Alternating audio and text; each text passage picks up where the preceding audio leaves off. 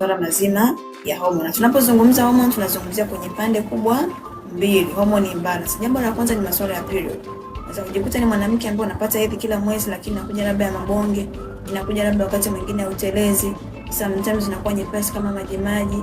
Unakuwa unapitia changamoto kama hizi. Pia kwa mwanamke na kusababisha kuchelewa kupata wiki sasa,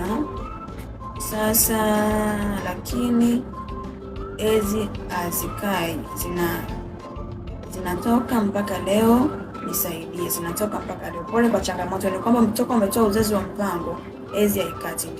Ndio madhara ya kutumia uzazi wa mpango. Unajipata wengi hawashiki ujauzito, au unashika lakini ndani ya mwezi mmoja, miezi miwili, miezi mitatu unajikuta kwamba ule ujauzito unaharibika.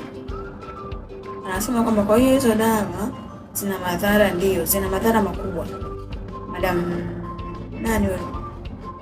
Winnie, zina madhara.